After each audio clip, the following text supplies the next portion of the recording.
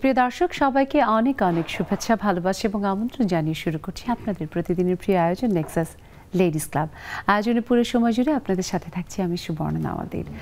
আমরা জানি প্রকৃতিতে এখন চলছে শীতকাল, তবে শীতের একটু একটু করে সেই আড়মোড়া ভেঙে প্রকৃতি জেগে উঠছে। আর কদিন পরেই হয়তো সেই যে শীতের পাতাঝরা দিন সেটা শেষ হবে, আসবে ফাল্গুন। আর ফাল্গুন মানেই তো প্রকৃতিতে নতুন পাতার আর ফুলের সমারোহ। তবে যাই হোক না কেন, আমরা জানি যে বাঙালির এই যে আসলে ষড়ঋতুর দারুণ একটা দেশ, সেটা সবার প্রিয়, এবং সেই বাংলাদেশে সবাই সমতায় বাঁচবে, সেটাই আমাদের সকলের কাম্য।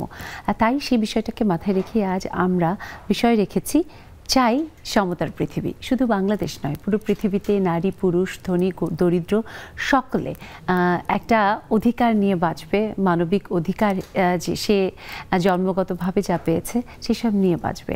আর এই বিষয় নিয়ে আমরা আজ আড্ডা দিতে আমাদের স্টুডিওতে পেয়েছি দুজন সম্মানিত অতিথি বন্ধুকে। আমাদের সাথে আছেন তানিয়া মাহমুদ তিন্নি, শিক্ষক, ইউনাইটেড ইন্টারন্যাশনাল ইউনিভার্সিটি। অনেক শুভেচ্ছা আপু। আপনাকেও শুভেচ্ছা। অনেক ধন্যবাদ। দর্শক আছেন আমাদের সাথে মার্জিয়া প্রভা, মানবাধিকার কর্মী। অনেক শুভেচ্ছা আপু। থ্যাংক ইউ আপু, আপনাকে শুভেচ্ছা। অনেক ধন্যবাদ আপনাকে, এবং খুব ভালো লাগছে আপনাদের দুজনকে পেয়েছি, এবং দারুণ একটা বিষয় যেটা আসলে খুবই খুবই খুবই সবসময় আমাদের সকলের জন্য এটা খুব প্রয়োজনীয় একটা বিষয়। কারণ অধিকার এমন একটা ব্যাপার যেটা নারী পুরুষ ধনী দরিদ্র নির্বিশেষে সকলের জন্য সমান এবং এক হওয়া উচিত, অভিন্ন হওয়া উচিত। শুনবো সেসব সম্পর্কে। দর্শক, চাই যে আপনাদের অধিকার আপনারা কিভাবে বুঝে নেন, কিংবা অন্যের অধিকার বুঝে পেতে আপনারা কিভাবে সোচ্চার, আপনাদের সেই ভাবনাগুলোর কথা শুনবো। তাই যুক্ত হতে হবে। দেখুন টেলিভিশনের স্ক্রিনে আমাদের জুম আইডি এবং পাসওয়ার্ড দেওয়া আছে, দেরি না করে চলে আসেন।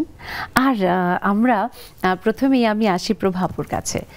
প্রভাপু, আপনার কপালের টিপটা দারুণ একটা আলো, একটা শক্তির প্রভা ছড়াচ্ছে। আমরা জানি যে লাল মানেই আসলে অধিকারের যেই আমরা বলি না যে একটা আলাদা সোচ্চার কণ্ঠ তুলে ধরা, সেটা কিন্তু প্রমাণ করে। এবং আপনি নিজেও একজন মানবাধিকার কর্মী। আপনার কাছে একটু জানতে চাই যে আসলে আমাদের পৃথিবী এখন যদি দেখি যে কোনো সময় ধনীরা আরও ধনী হচ্ছে, দরিদ্ররা হচ্ছে আরও দরিদ্র। আবার অধিকারের প্রশ্নে যদি বলি যে মানবাধিকার প্রতিষ্ঠা করা, সেটা কোনো ক্ষেত্রে দারুণভাবে হচ্ছে কোথাও কোথাও, আবার কোথাও সেটা খুব একটা দেখা যাচ্ছে না। আপনার কি মনে হয়, এই ভাবনা আপনার সম্পর্কে একটু জানতে চাই। ধন্যবাদ আপু। যে বিষয়টা তুলে ধরেছেন সেটা হচ্ছে যে অধিকার আসলে সবার সমান হওয়া উচিত, এবং আপনি বলেছেন যে দুনিয়ার কোথাও হয়তো মানবাধিকার প্রতিষ্ঠা একটু হলেও হচ্ছে, কোথাও হচ্ছে না। তো আমি যদি জাতিসংঘের যে মানবাধিকার সনদকে যদি ধরি, যে 21টা অধিকারের কথা বলা হচ্ছে, সেইটা ধরলেও আসলে সেই সনদের সাথে যুক্ত দেশগুলো যারা সিগনেচার করেছে যে আমরা মানব জাতিসংঘের এই সনদকে, সে দেশগুলোতেও কিন্তু আসলে 21টাই ওই অধিকারই প্রতিষ্ঠা হচ্ছে না। তো এই যে প্রতিষ্ঠা হচ্ছে না, এটাকে আমরা আমাদের প্রশ্ন উঠতে পারে যে হ্যাঁ, আমাদের প্রযুক্তি এত উন্নত হয়েছে, মানুষ এত শিক্ষিত হয়েছে, এত জ্ঞানী হয়েছে, তবু কেন মানুষ এত বৈষম্য বা অসাম্যতা এখানে বিরাজমান? সে জায়গাটা যদি আমরা একটু দেখি, যে এখানে যেমন আপনি উল্লেখ করেছেন ধনী গরিবের মধ্যে বৈষম্য রয়েছে, নারী পুরুষ বা অন্যান্য এর বাইরেও যারা রয়েছেন নন বাইনারি মানুষরা, তাদের মধ্যে একটা আমরা দেখেছি যে সেখানে একটা বৈষম্য রয়েছে, এবং ধর্মীয় বৈষম্য রয়েছে, বর্ণগত বৈষম্য রয়েছে, এবং জাতিগত বৈষম্য রয়েছে। এরকম ধরে যদি আইডেন্টিটি দেখি যে প্রতিটা ক্ষেত্রেই আমাদের বৈষম্যগুলো রয়েছে। এখন এই বৈষম্যের জায়গাটা যদি আমরা বিবেচনা করি সামাজিকভাবে, কেন আসলে এটারও তো একটা প্রেক্ষাপট আছে। ধরেন আমরা বলি যে আদিম সাম্যবাদী সমাজ, আসলে মানুষ সব সমান ছিল। এই সভ্যতা তৈরির পেছনে প্রত্যেকটা ধর্ম, প্রত্যেকটা জাতি, প্রত্যেকটা লিঙ্গের মানুষ কিন্তু সমানভাবে শ্রম দিয়েছে, তারপরে এই সভ্যতা গড়ে উঠেছে, এবং সভ্যতা ধীরে ধীরে আগাচ্ছেও হচ্ছে এই মানুষগুলোর শ্রমে। কিন্তু সভ্যতা যত বোধহয় এগিয়ে যাচ্ছে, যত বেশি সুস্পষ্টভাবে সভ্যতার বিকাশ দেখা যাচ্ছে, ততই বোধহয় এই অধিকারের প্রশ্নটা বারবারই বড় হচ্ছে, একদম তাই না? আমরা শুনবো সেই সম্পর্কে আপনার কাছ থেকে। তবে তার আগে আমি তানিয়া মাহমুদ তিন্নি আপুর কাছে আসতে চাই। আপু একজন শিক্ষক, এবং শিক্ষকদের কাজ হচ্ছে যখন একটা ক্লাসে তিনি থাকেন সকলের জন্য সমান হয়ে ওঠা, কিন্তু কখনো কখনো কিন্তু সেটা অনেক ক্ষেত্রেই হয়ে ওঠে না। বাট আমরা যদি সমাজের কথা বলি, যে সমাজের আমাদের যে নানা রকমের দিকগুলো অলরেডি প্রভাবু খুব সুন্দরভাবে প্রত্যেকটা ইন্ডিকেটর কিন্তু আইডেন্টিফাই করেছেন। আপনার কাছে কি মনে হয় যে আসলে সমাজে আমরা যদি একটা সুস্থ সুন্দর পরিবেশ গড়ে তুলতে চাই এবং শিক্ষিত জনগোষ্ঠী যেমন আপনি মানুষ গড়ার কারিগর হিসেবে গড়ে তুলতে চাই, তাহলে এই যে সমতার পৃথিবী সেটার সম্পর্কে তো সবার আগে বোধহয় তাদেরকে সেই ধারণাটা দেওয়া দরকার। আপনার কাছ থেকে আপনার ভাষায় একটু শুনতে চাই। নিশ্চয়ই আমাদের অবশ্যই শিক্ষা প্রতিষ্ঠানগুলোতে তো কাজ করতে হবে এটা নিয়ে, তাই না? কিন্তু আমরা দেখি যে বাংলাদেশের দিকেও যদি তাকাই, আপনি যেহেতু মানে শিক্ষকতা পেশার দিকে ইঙ্গিত করলেন, ফলে সেই জায়গা থেকে একটু উত্তর দেওয়া ভালো বলে মনে হয়। আমরা যখন বাংলাদেশেরও বিভিন্ন শিক্ষা প্রতিষ্ঠানগুলো দেখি, এগুলো কিন্তু ভয়াবহভাবে শ্রেণী বৈষম্যের শিকার আসলে। কারণ বাংলাদেশে আমরা যেটা মনে করি যে সব মানুষের সার্বজনীন শিক্ষা পাওয়া একটা অধিকার, কিন্তু আমরা কি আসলে বাংলাদেশের সব শিশুর জন্য আমরা শিক্ষার ব্যবস্থা নিশ্চিত করতে পেরেছি কিনা? কিংবা আমি নিজে একটা প্রাইভেট প্রতিষ্ঠানে শিক্ষকতা করছি আসলে, তো সব মানুষেরই তো আসলে অধিকার ছিল যে নিজের মতো করে এবং রাষ্ট্রীয় খরচে তারা তাদের শিক্ষা কার্যক্রমটা পরিচালনা করতে পারবে, সেই সুযোগও কিন্তু আমরা সবার জন্য নিশ্চিত করতে পারিনি। কারণ আমাদের যে পাবলিক শিক্ষা প্রতিষ্ঠানগুলো রয়েছে সেগুলোর সীমাবদ্ধতা রয়েছে। এমনকি আমরা যদি একেবারে প্রাইমারি স্কুল থেকেও শুরু করি, তারপরে আমরা দেখব যে একেবারে প্রাথমিক শিক্ষার যারা কারিগর, যারা শিক্ষক রয়েছেন, তাদের যদি বেতন ভাতার দিকে তাকান তাহলে দেখবেন যে আমাদের যেটা নিয়ে কথা হচ্ছে, কিন্তু আন্দোলন হচ্ছে বেশ কদিন ধরে। আমি ওইখানে আসলে যেতে চাচ্ছিলাম, কারণ পুরো আমরা যদি সাউথ এশিয়ার দিকে তাকাই তাহলে আমরা দেখতে পাবো পার্শ্ববর্তী দেশ ভারতের থেকেও বাংলাদেশের প্রাথমিক শিক্ষকদের বেতন কিন্তু অনেক কম। আমাদের পার্শ্ববর্তী দেশে প্রাথমিক শিক্ষকদের যে বেতন স্কেল সেটা কিন্তু বিশ্ববিদ্যালয়ের শিক্ষকদের মানে হ্যাঁ আমাদের বিশ্ববিদ্যালয়ের শিক্ষকদের কাছাকাছি আসলে। ফলে সেই জিনিসগুলো নিয়ে আমাদের ভাবা দরকার। এবং শিক্ষা প্রতিষ্ঠানেও আমি শেখাবো শিক্ষার্থীদের, তারও আগে তো আমার আসলে এটা নিশ্চিত করতে হবে যে সেখানেও আমি আসলে সমান পরিবেশ দিতে পারছি কিনা। যেমন আমরা যেহেতু সমতার পৃথিবীর কথা বলছি, তাহলে আমি বেশ কিছু জায়গায় ইঙ্গিত করতে চাই। প্রভা যেমন বলল যে বর্ণগত বৈষম্য থাকতে পারে, তারপর আমাদের জাতিসত্তাগত বৈষম্য থাকতে পারে। ফলে সেই জায়গাগুলোতেও আমরা যদি ইঙ্গিত করি তাহলে আমরা দেখতে পাই যে ধরেন বাংলাদেশের কয়টা শিক্ষা প্রতিষ্ঠানে যারা শারীরিকভাবে প্রতিবন্ধকতা যুক্ত যে শিশুরা রয়েছেন তাদের কি শিক্ষার পরিবেশ রয়েছে কিনা, সেটাও কিন্তু আমরা নিশ্চিত আসলে করতে পারিনি। আমি তাহলে শিক্ষার্থীদের শেখানোর আগেও তো আমার সেই পরিবেশটা তৈরি করতে হবে। তো সেই জায়গা নিয়ে কাজ করার অনেক সুযোগ রয়েছে। যেমন আমি উদাহরণ দিই, আমার একজন পরিচিত আপু, তার একজন সন্তান বিশেষ চাহিদা সম্পন্ন, তো তিনি বাংলাদেশ থেকে এখন মাইগ্রেট করে চলে গেছেন বিদেশে। তো দেশে যখন ছিলেন তখন তিনি যখন তার শিশুকে স্কুলে ভর্তি করান, স্কুল থেকে বারবার সেই শিক্ষার্থীর নামে কমপ্লেন আসতো যে সে তো ৮-১০টা বাচ্চাদের মতো স্বাভাবিক বাচ্চাদের মতো আচরণ করে না। কিন্তু যেহেতু সে আচরণ করে না, তাকে এই যে অন্তর্ভুক্ত করা, আমরা এখন বারবার বলছি বৈষম্যের বিরুদ্ধে দাঁড়াতে হবে, কিন্তু এই যে এই ধরনের শিক্ষার্থীদের ইনক্লুড করার মতো বা অন্তর্ভুক্তিমূলক যে আমরা শিক্ষা ব্যবস্থার কথা বলি, সেটাও তো আমরা আসলে নিশ্চিত করতে পারছি না। আমরা যদি ইনফ্রাস্ট্রাকচারের কথা বলি সেটা তো একদমই গড়ে ওঠেনি, এমনকি আমাদের যে আসলে মানসিক দৈন্যতা সেটাও দূর হয়নি। অনেক ক্ষেত্রে আপনি যে রকমের উদাহরণ দিলেন যে একটা বিশেষ চাহিদা সম্পন্ন শিশুর মা অনেক জায়গায় যেতে পারে না বেড়াতে, আত্মীয়তার খুব কাছের আত্মীয় পরিজন তারাই বারবার প্রশ্ন তোলে যে তোমার এরকমের একটা বাচ্চা নিয়ে আসতে হবে কেন। অথচ এমনকি আমাদের নেক্সাস লেডিস ক্লাবের বন্ধুদের মধ্যেও আছে যে অনেকেই বিশেষ চাহিদা সম্পন্ন শিশুর মা, তারা কিন্তু একটা মানে দারুণ রকমের যুদ্ধ করে চলেছে এবং একটু একটু করে তার সন্তানের যে আসলে এগিয়ে যাওয়া সেটাকে নিশ্চিত করছে। অনেকেই তাদেরকে বলে যে কেন তোমার এখানে যেতে হবে, কেন তোমার ওখানে যেতে হবে, কিন্তু তারা কিন্তু যা কিছুই হোক শুধুমাত্র তার সন্তানের দিকে তাকিয়ে যে তার সন্তান যেন একটা স্বাভাবিক পরিবেশ দেখে বড় হয়, সেই জন্য আরও ডাবল বোধহয় তার ভিতর একটা স্পৃহা নিয়ে সে এগিয়ে যাচ্ছে। সেটা ছাড়াও আরেকটা আমাদের সামাজিক ব্যাপার তো রয়েছে যে আমরা সবসময় মনে করি যে সন্তান যেহেতু জন্ম দিয়েছেন মা, লালন পালনের দায়িত্ব, সমস্ত দায়িত্ব মায়ের কারণেই সন্তান বিশেষ চাহিদা সম্পন্ন হয়েছে। এরকমের যে ব্যাপারগুলো আসলে এক ধরনের প্রশ্ন বলি, এক ধরনের চাপিয়ে দেওয়া, একটা প্রেশার বলি, যাই বলি না কেন, সব কিন্তু মায়ের দিকেই আসে। যেহেতু নারীর কথা, মায়ের কথা এলো, প্রভাপুর কাছে আসি যে আমরা যদি দেখি যে আসলে বাংলাদেশ অনেক এগিয়েছে এবং বাংলাদেশের নারীরা, আমরা যদি আমাদের পার্শ্ববর্তী যে কয়েকটি দেশ বা সার্কভুক্ত যে দেশগুলো আছে সেখানেও যদি আমরা তাকাই, তাদের থেকে আমাদের বাংলাদেশের এগিয়ে যাওয়া, বাংলাদেশের নারীদের মানে ওমেন এম্পাওয়ারমেন্টে অনেক এগিয়ে। তবুও এখনো আপনার কি মনে হয় যে আসলে বাংলাদেশের নারীদের অধিকার অর্জনের পথে তারা কি খুব সহজেই পারছে একজন পুরুষের তুলনায়?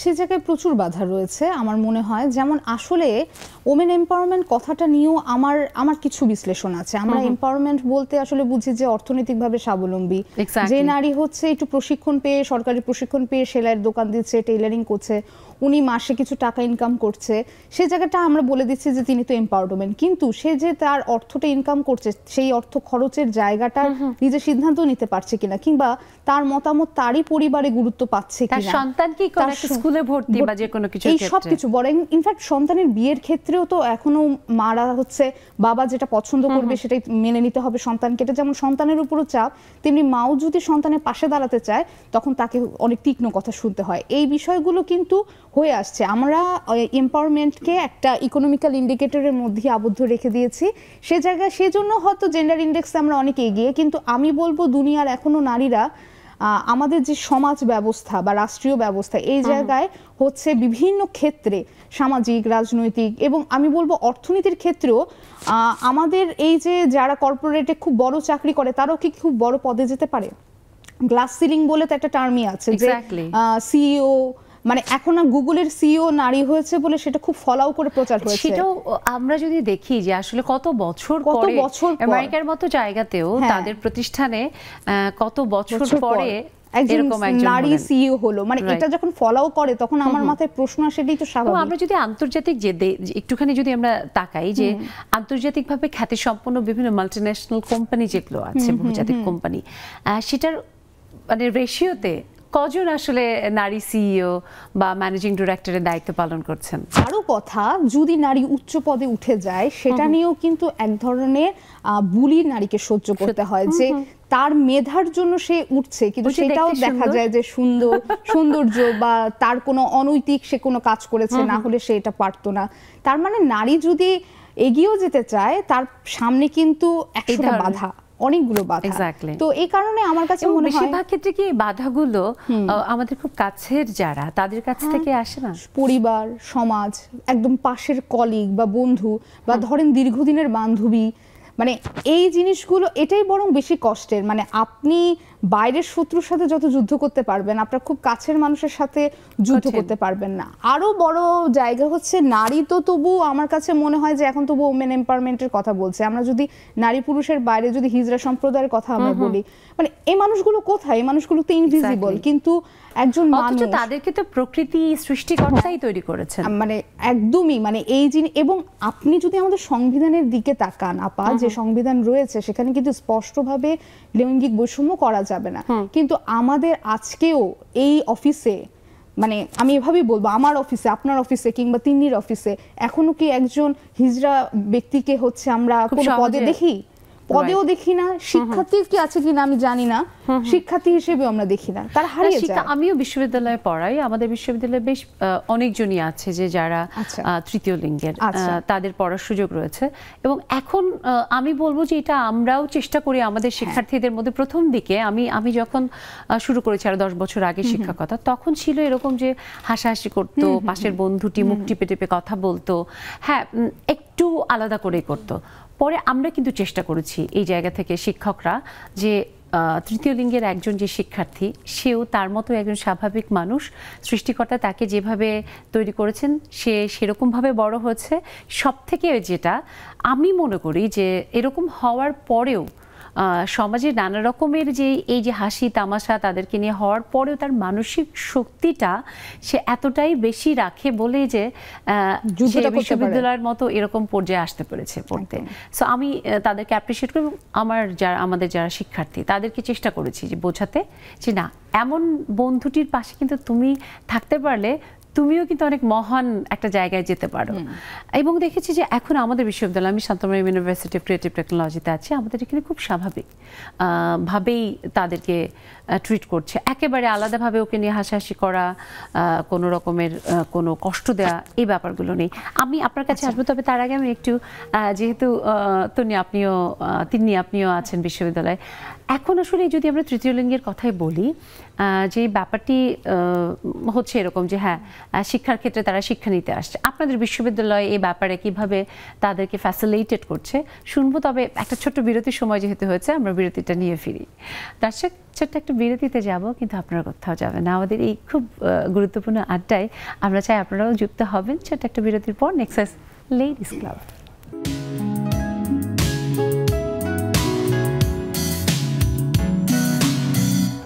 দর্শক, ফিরে এলাম বিরতির পর। সবাইকে আরও একবার শুভেচ্ছা, আমন্ত্রণ নেক্সাস লেডিস ক্লাবে। আজ আমরা কথা বলছি চাই সমতার পৃথিবী এমন একটা বিষয় নিয়ে। সে বিষয়ে আপনাদের ভাবনা আমরা শুনতে চাই, তাই যুক্ত হবেন। দেখুন, টেলিভিশন স্ক্রিনে আমাদের জুম আইডি এবং পাসওয়ার্ড দেওয়া আছে। বিরতির আগেই প্রশ্ন ছিল তিনি আপনার কাছে, একটু শুনি। আচ্ছা, আমি যদি বিশ্ববিদ্যালয়ের সার্বিক পরিবেশের কথা বলি, এটা আমার মনে হয় বাংলাদেশের, আপনি যেমন শান্তমরিয়ামের কথা বললেন, এটা বোধহয় একটু ইউনিক। তাছাড়া বাংলাদেশের বেশিরভাগ প্রতিষ্ঠানগুলোতে আমার মনে হয় যে হিজড়াদের ব্যাপার নিয়ে কিংবা আন্তলিঙ্গের ব্যাপারটা নিয়ে এক ধরনের ধোঁয়াশা রয়েছে, ঠিক যেমন বাংলাদেশের মানুষের মধ্যে ধোঁয়াশা রয়েছে। যেমন এখনও আমরা আসলে বুঝি না যে হিজড়া ব্যাপারটা আসলে কি। হ্যাঁ, সেটা কি আসলে কোনো লিঙ্গীয় পরিচয় নাকি সেটা আসলে একটা বৃত্তি বা কমিউনিটি, সেটা নিয়ে একটা ধোঁয়াশার জায়গা আছে। তো আমি ব্যক্তিগতভাবে, আমি যেহেতু একটা কোর্সই পড়াই, জেন্ডার অ্যান্ড সাস্টেইনেবল ডেভেলপমেন্ট, তো সেখানে গিয়ে যখন আমি আলোচনা করি যে আন্তলিঙ্গের ব্যাপারটা আলাদা কিংবা জেন্ডারের ব্যাপারটা, মানে হিজড়ার ব্যাপারটা কিন্তু আলাদা তার থেকে, তো আমার যারা শিক্ষার্থীরা রয়েছে তারা প্রথমত ক্লাসে চমকেই যায় বলতে গেলে, কারণ ওরা মনে করতে না আলাদা করতে পারে না। এবং আরেকটা জিনিস যেটা আমরা করেছি, এটা ঐতিহাসিকভাবে করেছি। বাংলাদেশ বা ভারতবর্ষের পুরো ইতিহাস দেখলেও আমরা সেটা নিয়ে যদি পর্যবেক্ষণ করি বা দেখি, তাহলেই কিন্তু হিজড়া বা আন্তলিঙ্গ সম্প্রদায়ের যারা মানুষরা রয়েছেন তারা কিন্তু এতখানিও সামাজিকভাবে অবাঞ্ছিত ছিলেন না একটা সময় পর্যন্ত। ফলে সেই ইতিহাস থেকে আমি একটু টানতে চাই। আমরা একেবারে প্রাচীন ভারতের যদি মাইথোলজিগুলো দেখি, সেখানেও দেখব কিন্তু বলা হচ্ছে যে মানুষের মধ্যে তিনটি রূপ আছে, একটা হচ্ছে নারী রূপ, একটা পুরুষ রূপ, আর তৃতীয় আরেকটি রূপ। সেখানে কিন্তু কোনো হায়ারার্কি করা হয়নি। কিন্তু আমরা যখন বাংলাদেশ রাষ্ট্র বা পৃথিবীর বিভিন্ন রাষ্ট্রে আমরা যখন এই মানুষগুলোকে নিয়ে কথা বলতে শুরু করলাম, তখন আমরা সেটাকে দেখেন হায়ারার্কিক্যাল করে ফেললাম, যে তারা হবে তৃতীয় লিঙ্গ। তাহলে প্রথম লিঙ্গকে পুরুষ, দ্বিতীয় লিঙ্গকে নারী, তৃতীয় লিঙ্গকে অন্যান্য যারা রয়েছেন তারা। ফলে ওই জায়গাতে দেখেন আমরা তাদেরকে একেবারে অপরায়ণ একটা করলাম, আদারাইজেশন আমরা যেটা বলি সেটা করেছি। আবার যেমন যেটা আমি বলছিলাম যে হিজড়া আসলে তো একটা বৃত্তি। হ্যাঁ, যেমন আমরা এই যে আবারও প্রাচীন ভারতের ইতিহাসও যদি দেখি, আমরা ইভেন মোগল পিরিয়ড পর্যন্ত আমরা এরকম প্রমাণ পাই যে হিজড়া সম্প্রদায়ের যারা মানুষ রয়েছেন তারা কিন্তু, আমরা উজির বা নাজির বলি, নাজির মানে যারা ট্যাক্স কালেক্টর ছিলেন মুঘলদের, সেই হিসেবে তারা কিন্তু কাজ করতেন এবং খুব সম্মানজনক ছিল তাদের কাজ। কিংবা প্যালেসগুলোর প্রোটেকশনে, কিংবা যারা মোগল রাজদরবারে যারা মানে অটোমান সাম্রাজ্য তো মানে বড়ভাবে নিয়োগ করা হতো। হ্যাঁ, নিয়োগ করা হতো। হারামের তাদের হচ্ছে রক্ষণাবেক্ষণের দায়িত্ব দেওয়া হতো, রক্ষণাবেক্ষণের জন্য। ঠিক একই জিনিস কিন্তু আমাদের এখানেও হতো। কিন্তু যেটা হলো যে 1871 সালের পরপরই মানে ব্রিটিশরা, এটাও আসলে আমরা ওই কলোনিয়াল পিরিয়ড থেকে আসলে পেয়েছি। ব্রিটিশরা যেহেতু প্রচন্ডভাবে ওরা ভিক্টোরিয়ান ল মানে ফলো করেন এবং ওদের কাছে নারী এবং পুরুষের বাইরে অন্য কোনো মানুষের অস্তিত্ব তারা মনে করে এটা হুমকি স্বরূপ। ফলে সেই জায়গা থেকে তারা কিন্তু আমাদের এখানে প্রথম নিষিদ্ধ ঘোষণা করে এবং ক্রিমিনাল ট্রাইব অ্যাক্ট নামের একটা অ্যাক্টও পাস হয় এখানে। এবং সেই অ্যাক্টের মাধ্যমে বলা হয় নারী বা পুরুষ ছাড়া ভিন্ন রকমের করে বা কোনো একজন নারীর মতো শরীর নিয়ে কোনো মানুষ, পুরুষের মতো শরীর নিয়ে নারীর পোশাক পরছে, তাহলে এই মানুষগুলো হচ্ছে ক্রিমিনাল। এবং তাদের বিরুদ্ধে কিন্তু এক ধরনের প্রচারণা, প্রোপাগান্ডা চালানো শুরু হয় যে তারা শিশুদেরকে কিডন্যাপ করছে, তারা সমাজের জন্য ক্ষতিকারক কাজ করছে।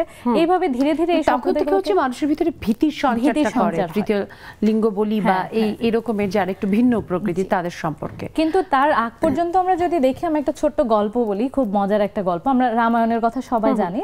তো রাম যখন বনবাসে যায়, তো সেই সময় সে বনে ঢোকার মানে যখন বনবাসে যাবেন তার আগে উনি বলে গেলেন যে নারী এবং পুরুষরা তোমরা তোমাদের বাসায় ফিরে যাও, তোমাদের আত্মীয় স্বজনের কাছে ফিরে যাও। এরপরে রাম চলে গেলেন বনবাসে। তিনি ফিরে এসে দেখলেন যে একটা গ্রুপ অফ পিপল তারা এখনো বসে আছে, অপেক্ষা করছে রামের জন্য। তো রাম এসে জিজ্ঞেস করলেন, আমি তো তোমাদেরকে বলেছিলাম যে তোমরা ঘরে ফিরে যাও, তোমরা এখানে কেন বসা? তখন ওই মানুষগুলো উত্তর দিলেন যে আপনি তো বলেছেন নারী এবং পুরুষরা তোমরা তোমাদের পরিবারের কাছে ফিরে যাও, আমরা তো নারী বা পুরুষ নই, আমরা তো ভিন্ন রকমের। রাম তাদের এই যে ব্যাপার যে রামের আদেশ তারা শিরোধার্য মেনে তারা যায়নি, চলে যায়নি, তখন রাম ওদেরকে আসলে আশীর্বাদ করেন যে ঠিক আছে, তোমরা আমার কথা যেহেতু শুনেছো, তাহলে তোমাদেরকে আমি আশীর্বাদ করছি যে তোমরা যে কোনো শুভ অনুষ্ঠানে অংশগ্রহণ করতে পারবে। তারপর থেকে আমরা দেখি যে ভারতীয় উপমহাদেশের যদি আমরা ইতিহাস দেখি যে বিয়েতে কিংবা সন্তান জন্মগ্রহণ করলে যারা হিজড়া তারা কিন্তু আশীর্বাদ তাদেরকে আমন্ত্রণ জানানো হতো। ফলে এরকম একটা গুরুত্বপূর্ণ এবং বেশ সম্মানজনক একটা পেশা থেকে ব্রিটিশরা তাদেরকে এরকম ভাবে সমাজ থেকে অবাঞ্ছিত ঘোষণা করলো। এবং তার জেদ ধরে আমরা দেখবো যে তারা যে ধরনের পেশার সাথে যুক্ত ছিল, তারা যে ধরনের গান বাজনা করতো, সেই জিনিসগুলোকেও কিন্তু এক ধরনের নিষেধাজ্ঞার মধ্য দিয়ে যেতে হয়েছে। ফলে এখন আমরা আবার লড়াই করছি পুনরায় যে সেই মানুষগুলো তাদের অধিকার পাক। ফলে সেই জায়গা থেকে মানুষ হিসেবে তারা সৃষ্টিকর্তাই তাদেরকে পৃথিবীতে পাঠিয়েছেন এবং তারা একই রকম ভাবে আমি আপনি কিংবা আরো 10টা মানুষ যেভাবে সকল অধিকারের আসলে অধিকারী, তারাও সে অধিকার রাখে।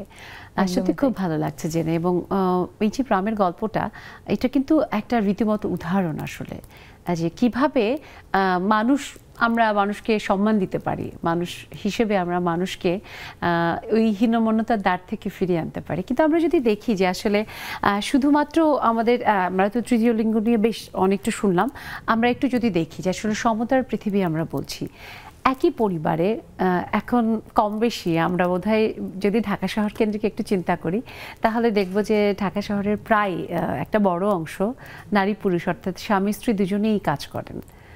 কিন্তু কাজের জায়গায় তারা কাজ থেকে ফিরে যখন ঘরের আবার কাজগুলো করার ব্যাপার হয়, তখন কিন্তু কর্তা ব্যক্তিটি তিনি আইশ করে খুব এটা একটা বিরাট ইন্ডালজেন্সের ব্যাপার যে এসে তিনি বলে যে আমাকে 1 কাপ চা দাও কিংবা আমার জন্য শরবত দাও, অথবা এসে একটু আমার খুব মাথা ধরেছে মাথাটা একটু টিপে দাও।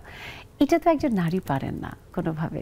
আপনার কি মনে হয় যে এটা কি আসলে শুধুই অধিকারের ব্যাপার, নাকি একটা বড় মানসিক যে একটা কি বলবো যে দারুণভাবে গড়ে ওঠা মানসিক সুশিক্ষা নিয়ে সেটারও ব্যাপার? আপনি খুব সুন্দর একটা প্রশ্ন করেছেন আমাকে।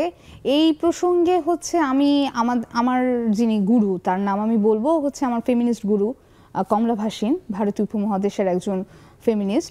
তিনি একটা সুন্দর কথা বলেছিল, আমরা নারীকে বের করতে পেরেছি ঘর থেকে কিন্তু পুরুষকে রান্নাঘরে ঢুকাতে পারি। তো এই জায়গাটার একটা বড় অংশ এই যে আপনি বলেছেন যে এটা অধিকার নাকি মানসিকতার ব্যাপার, আমি আরেকটু অন্যভাবে দেখি। আমরা আসলে একটা ছেলেকে কিভাবে বড় করি, একটা মেয়েকে কিভাবে বড় করি, আসলে আমরা যখন পরিবার থেকে বড় করি তখনই কিন্তু এই বিষয়গুলো আমরা কিন্তু তাদের মাথায় ধীরে ধীরে করে ঢুকাই। যেমন একটা একজন ছেলে মানুষ, সে হচ্ছে স্ত্রীকে সহিংসতা করছে, তার সাথে সহিংস আচরণ করছে, সেই সহিংস আচরণকে কিন্তু পরিবারই স্বাভাবিক করে, তার বাবা মাই স্বাভাবিক করে যে এটা তো হতেই পারে, বা মেয়ের পরিবারও স্বাভাবিক করে যে মেনে নেয় যে এরকম তো হতেই পারে।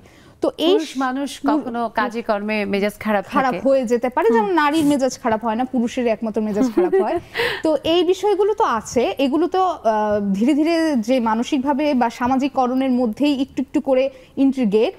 কিন্তু যেহেতু আমার একটা মানবাধিকার কর্মী হিসেবে আমার একটা বড় কাজ হচ্ছে জেন্ডার বেসড ভায়োলেন্স নিয়ে, আমি জেন্ডার বেসড ভায়োলেন্সের বহু কেস এরকম ডিল করেছি। এগুলো যে শুধু যে বলবো মানসিক দৈন্যতা বা কি বলবো সে যে শিক্ষা পায়নি শুধু সেটুকু না, আমাদের এখানে আইনের শাসন নেই। আমি যে বলছি অধিকারের কথা, আমার যে মেয়েটা আমার কাছে আসে, সে হাজবেন্ডের কাছে রক্তাক্ত হয়ে গিয়েছে তাকে শারীরিক নির্যাতন করার পরে, তবু সে হচ্ছে থানায় কমপ্লেন করবে না, কোর্টে মামলা করবে না। কেন করবে না? কারণ সে জানে সে মামলা করে 12 বছরের আগে সে হচ্ছে রায় পাবে না। সে থানায় গেলে থানায় পুলিশ তাকে বলবে যে যান, পরিবারের কথা পরিবারের ভেতরেই রাখেন, শুধু এটাকে বাজার করেন না কথাগুলো। তো এই যে সিস্টেম, আমি যে বলছি যে অধিকারকে আমরা প্রতিষ্ঠিত হলে এই জায়গাগুলো যদি না থাকতো, আমি যদি একটা 999-এ কল করলেই মানে অবশ্যই এখন কাজ করে 999, কিন্তু 999 কল করার সাহসটাই তো মেয়েরা পায় না। কেন পায় না? কারণ পুলিশ, আইন ব্যবস্থা সবকিছু বিশ্বাসটা নিয়েই তো সে বড় হয় না। মানে আত্মবিশ্বাস একটা জিনিস তাকে শেখায় না। তারপরে হচ্ছে যখন সে শিখতেও পারে, মানে ধরেন আমাদের ট্রেনিং বা আমাদের মোটিভেশনে সে যদি শিখতেও পারে, তার সামনে রিসোর্সগুলো আছে কিন্তু সে ইউটিলাইজ করতে পারে না, কারণ সে জানে এই রিসোর্সগুলো কাজের না। এইটা একটা বড় জায়গা। সুতরাং অধিকার মানে আমি দুটোকেই চাই, মানসিকতার পরিবর্তনও করতে হবে, শিক্ষা, পারিবারিক শিক্ষা, এই জায়গাগুলো তো আছেই, আমাদের সামাজিকভাবেও যে শিক্ষাগুলো সেগুলো তো আছেই, সাথে আমার ন্যায়ের শাসন, আমার আইনের শাসন, আমার এই অধিকারগুলো প্রতিষ্ঠা করতে হবে। না হলে আসলে দুটার ব্যালেন্স না হলে শুধু একটা দিয়ে হবে না। এটা একদম ঠিক বলেছেন। আমি যদি একটু আবার তিনি আপার কাছে আসি, এই যে আসলে আমরা সমতল পৃথিবীর কথা বলছি, আমরা এখন যখন 2025-এ দাঁড়িয়ে যখন দেখি যে বিভিন্ন চ্যালেঞ্জিং প্রফেশনে নারীরা কাজ করছে এবং খুব সফলতার সাথে কাজ করছে, সেটা তো আসলে বাইরের একটা সফল রূপ, কিন্তু ভিতরে ভিতরে বোধহয় প্রত্যেক নারী, এই যে যারা ভীষণ সফল, সেটা কি ইউরোপ, কি আমেরিকা, কি আমাদের এশিয়ার বিভিন্ন দেশ, এবং আমরা যদি আমাদের দেশ ধরি, তাও তো বোধহয় সবখানেই একরকম, যে তাদের সামনে একটা দারুণ সফলতার গল্প, তেমনি সেটার আড়ালে ভীষণ রকমের একটা কষ্ট, একটা গ্লানি, নিজের প্রতি নিজের এক ধরনের কষ্টের এক একটা গল্প আছে। তিনি আপুর একজন শিক্ষক হয়ে ওঠা, আমরা জানি যে আসলে একটা প্রাইভেট বিশ্ববিদ্যালয়েও একজন শিক্ষক হয়ে ওঠা ব্যাপারটা খুব সহজ নয়। অনেক কাঠখড় পুড়িয়ে একদিকে তো পড়ালেখা, ভালো রেজাল্ট, তার মধ্যে আবার ওই কম্পিটিটিভ পরীক্ষাগুলোতে অংশগ্রহণ করে আরও 10 জন 20 জন 100 জনকে পিছনে ফেলে তবে এরকমের একটা জায়গা পাওয়া। আপনার গল্পটা একটু শুনতে চাই ছোট করে, যে কিভাবে লিখলেন। আচ্ছা, আমার যদি মানে নিজের গল্প বলতে হয় তাহলে একটু সমাজের 8-10টা মেয়ের থেকে বোধহয় একটু ভিন্ন রকমের গল্প হবে সেটা। কারণ আমি নিজেও একটা প্রবন্ধও লিখেছিলাম এটা নিয়ে, আমার বাবার সম্পর্কে, যে ছোটবেলা যখন বড় হচ্ছিলাম আমি এবং আমার ছোট ভাই, তখন আমি আমার পরিবারে আসলে কোনো বৈষম্য দেখিনি, মানে আমার পরিবারে দেখিনি। এটা কিন্তু খুব জরুরি, খুবই জরুরি। এবং আমার বাবা সবসময়ই মানে আমাকে নিয়ে বড় স্বপ্ন দেখতেন, যে আমার মেয়েকে আমি এই জায়গায় দেখতে চাই। একটা ছোট্ট একটা গল্প বলি। আমি একবার এরকম হলো যে আমার একটা বান্ধবী, সে তার বাবার সারনেমটা ইউজ করে স্কুলে।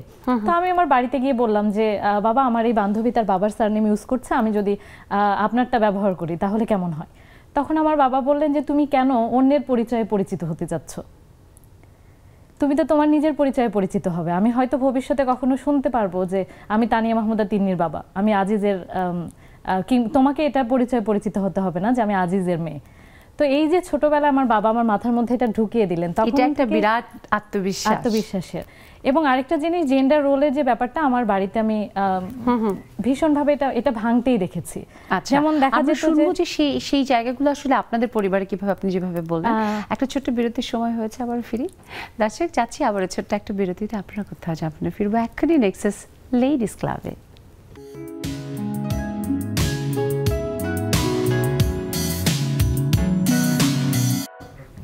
দর্শক, ফিরে এলাম বিরতির পর। সবাইকে আরও একবার শুভেচ্ছা, আমন্ত্রণ নেক্সাস লেডিস ক্লাবে। সেই সাথে যুক্ত হওয়ার জন্য আহ্বান। দেখুন, আমাদের জুম আইডি এবং পাসওয়ার্ড দেওয়া আছে। আর বিষয় চাই সমতার পৃথিবী। আমরা চাই সব বন্ধুরা যুক্ত হবে, আনন্দের একটা আড্ডা হবে, আর সেখানে কোনো রকম দ্বিধাদ্বন্দ্ব থাকা যাবে না, কারণ নেক্সাস লেডিস ক্লাব মানেই দ্বিধা ভুলে মন খুলে কথা বলার দারুণ একটা প্ল্যাটফর্ম। সে চলে আসেন। আর অনেক বন্ধুরাই চলে এসেছে, আমরা দেখতে পাচ্ছি। সুরমা বেগম আপু এসেছে, শানু আক্তার আপু, আমাদের প্রিয় বন্ধু, ছোট্ট বন্ধু সামান্থা, মমি সুফিয়ান, মমি আপু, দেখতে পাচ্ছি হোসনেরা খালামুনি যুক্ত হয়েছেন, আকলিমা জাহান আপু, আমাদের প্রিয় মিষ্টি আপু, আমাদের হাসিনা আপু, সবাইকে অনেক শুভেচ্ছা।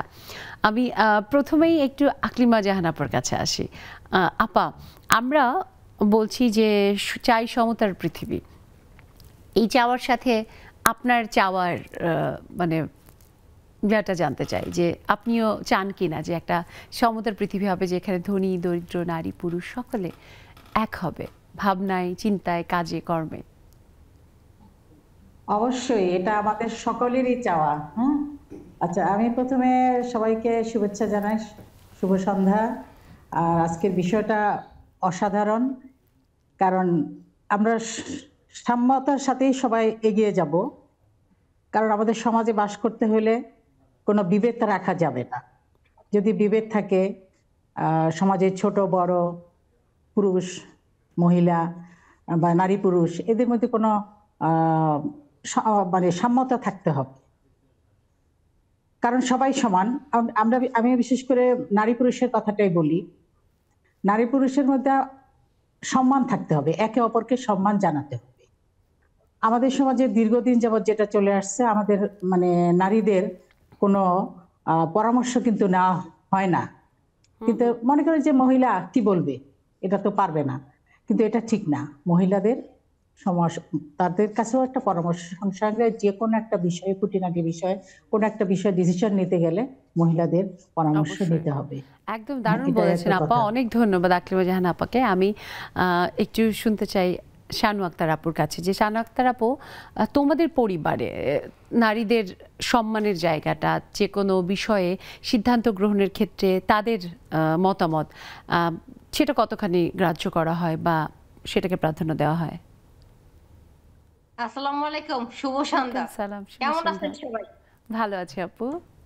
সবাইকে অসংখ্য ধন্যবাদ।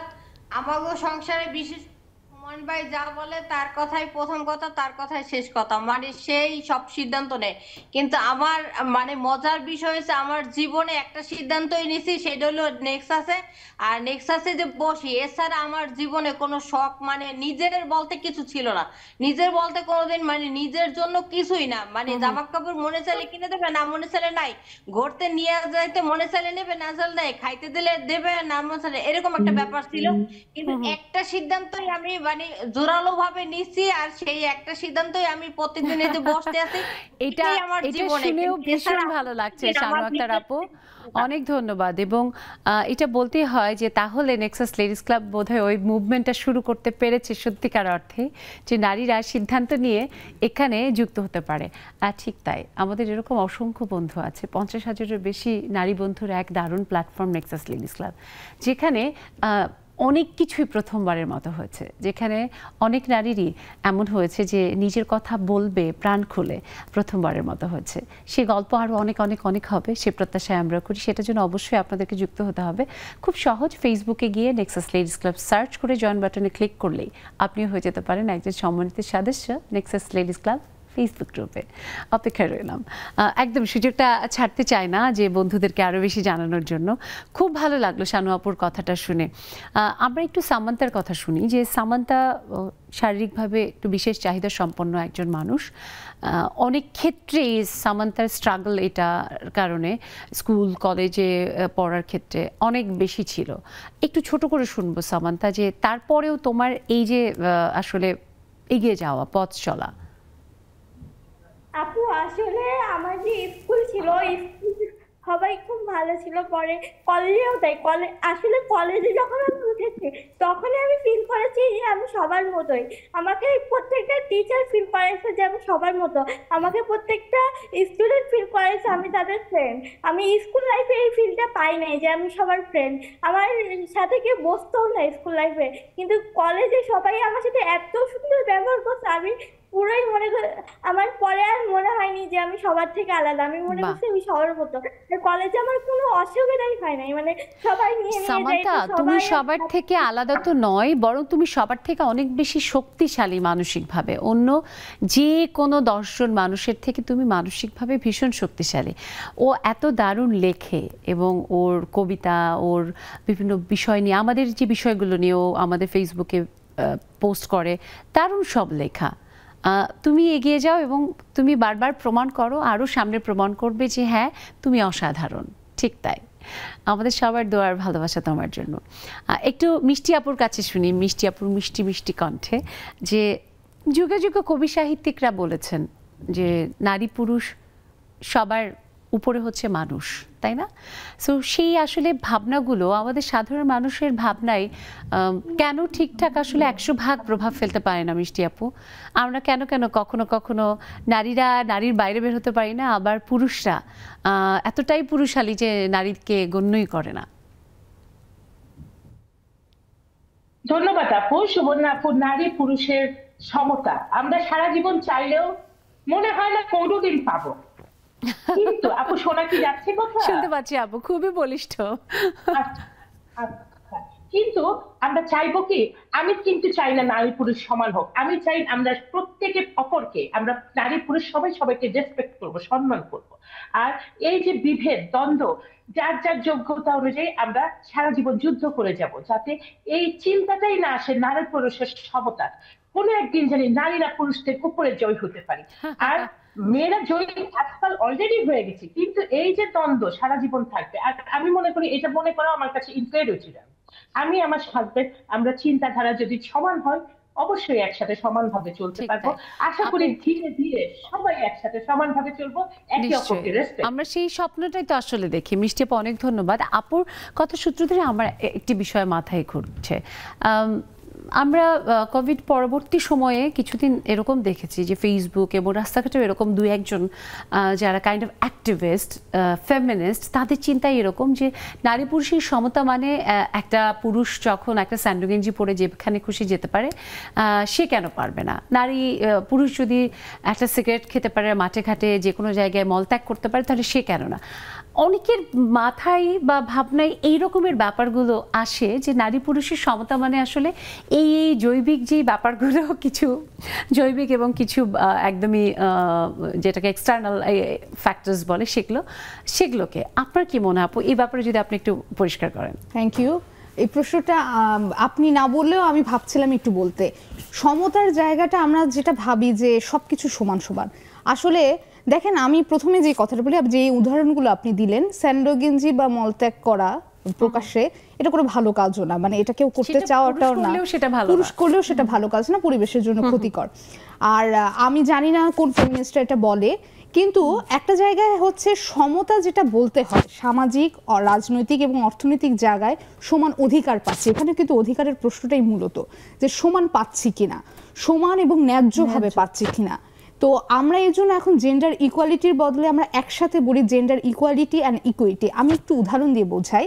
ধরেন একজন ছোট বাবু, একজন হচ্ছে প্রবীণ ব্যক্তি এবং একজন হচ্ছে আমার বিশেষ চাহিদা সম্পন্ন কোনো ব্যক্তি, তাদের জন্য আমি হচ্ছে কোনো একটা বড় উঁচু জায়গায় তারা হচ্ছে খেলা দেখতে পারছে না, তো তাদেরকে সবাইকে সমান সমান করে আমি 3টা বক্স দিলাম। তো ছোট বাবুটা হয়তো একটু উঠলো, সেও দেখতে পাচ্ছে না, হয়তো প্রবীণ ব্যক্তিটি একটু সবচেয়ে বেশি দেখতে পাচ্ছে এবং বিশেষ চাহিদা সম্পন্ন ওটা তো উঠতেই পাচ্ছে না। তাহলে তার জন্য বিশেষ চাহিদা সম্পন্ন জন্য লাগবে আমার ল্যাডার সিস্টেম, বাবুর জন্য আরো 2টা বক্স বেশি লাগবে। সমতা মানে আসলে একদম সমতা ব্যাপারটা না, সমান এটা হচ্ছে ন্যায্যতা। তো আপা যেটা বলল, যার জন্য যতটুকু প্রয়োজন এবং সবাই সমানভাবে একে অপরকে মর্যাদা দিবে, অধিকারগুলো আমি সমানভাবে পাবো, আমরা সেটাই আসলে সবসময় প্রত্যাশা করি। একটা ছোট্ট আবার বিরতির সময় হচ্ছে, সেই বিরতি থেকে এসে বাকিটা শুনবো। নিশ্চয়ই থাকবেন নেক্সাস লেডিস ক্লাবে।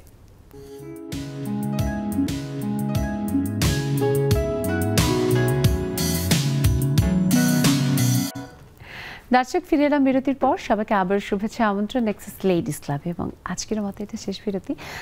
তবুও যেসব বন্ধুরা মনে করছেন যুক্ত হবেন, দেখুন টেলিভিশন স্ক্রিনে আমাদের জুম আইডি পাসওয়ার্ড দেওয়া আছে। একদম শেষের দিকে চলে এসেছি, তখন তিনিয়াপুর গল্পের খানিকটা বাকি ছিল, ছোট করে একটু শুনে ফেলি। আচ্ছা, আপনি যে প্রশ্নটা করছিলেন যে নারীরা যে ধরনের প্রতিবন্ধকতার শিকার হয় পরিবার থেকে বা সমাজ থেকে, যেমন আমি আমার উদাহরণ দিচ্ছিলাম যে আমার পরিবারে আসলে এক ধরনের এগিয়ে নেওয়ার একটা প্রচেষ্টা ছিল সব সময়, কিন্তু সব নারীরা তো আসলে সেই সুযোগটা পায় না। এবং শুধুমাত্র পরিবারে যে হয় না সেটাও না, আমাদের সমাজ, আমাদের রাষ্ট্র, প্রত্যেকটা জায়গায় আমাদের কিছু না কিছু প্রতিবন্ধকতা তৈরি করা থাকে।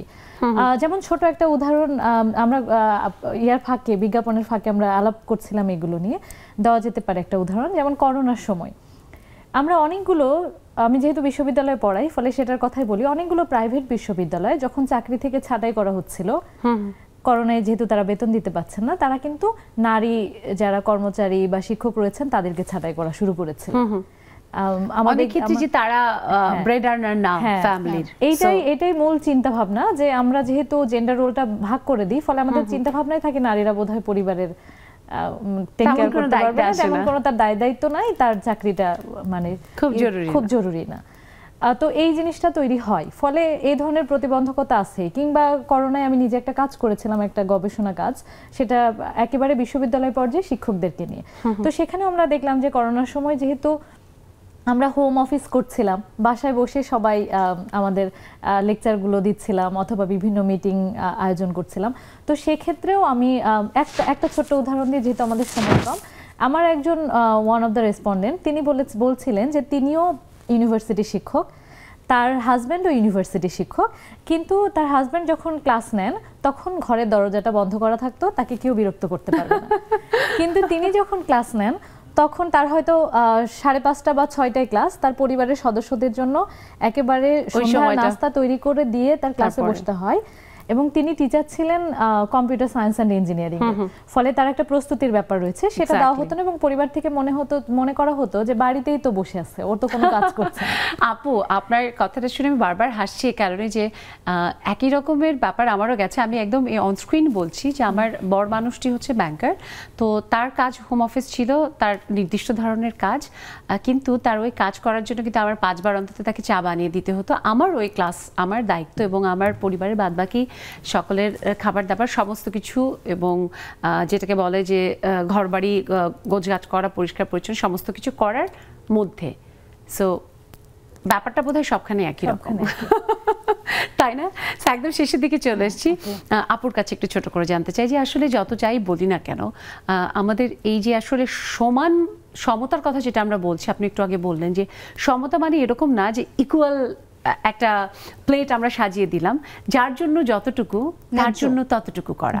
আপনার কি মনে হয় যে আসলে বাংলাদেশের প্রেক্ষাপটে আমরা এটা এখন কিভাবে নিশ্চিত করতে পারি? আচ্ছা, নিশ্চিত করা তো আসলে অনেক বড় ব্যাপার, সবাইকে চাইতে হবে, অন্তত আমরা শুরু করতে পারি। হ্যাঁ, শুরু করার ক্ষেত্রে আমরা কিন্তু আমাদের, যদি আমি বলি, আপনি বলেছেন উদাহরণ যে রাষ্ট্রীয়ভাবে আমরা আমাদের জেন্ডার ইন্ডেক্সে আমরা কিন্তু এগিয়ে আছি, তো সেই জায়গাগুলোতে আমাদের নারীর জন্য আরও কিছু হচ্ছে। আমি শুধু নারীর জন্য না, আমি বাংলাদেশের ক্ষেত্রেও শুধু নারী মানে তো আবার মধ্যবিত্ত নারী না বা চাকরিজীবী নারী না, আমার নারী তো শ্রমিক নারী আছে, আমার নারী তো কৃষক নারী আছে, এখনো কৃষক নারীরা কার্ড পায় না, এখনো জেলে নারীরা তারা জেলে হিসেবে স্বীকৃতি পায় না, যখন হাজবেন্ড মারা যায় তখন হচ্ছে তাদের কোনো ভরসার কাজ নেই, কিন্তু সে কিন্তু জেলের কাজটা করছে, মাছ ধরছে, কৃষিকাজ করছে। তো আমার এই বিষয়গুলো, আমার যে জায়গাগুলোতে এই ধরনের বৈষম্যগুলো আছে, এগুলো আমাকে অবশ্যই আইডেন্টিফাই করতে হবে, এবং সেটা অলরেডি অনেক রিসার্চে আইডেন্টিফাই হয়ে গেছে।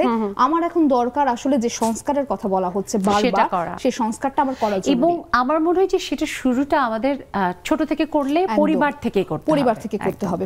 অনেক ধন্যবাদ আপু, অনেক কিছু জানলাম আমরা, আরো অনেক কিছু জানার ছিল, নিশ্চয়ই আবারও পরবর্তীতে সুযোগ পাবো।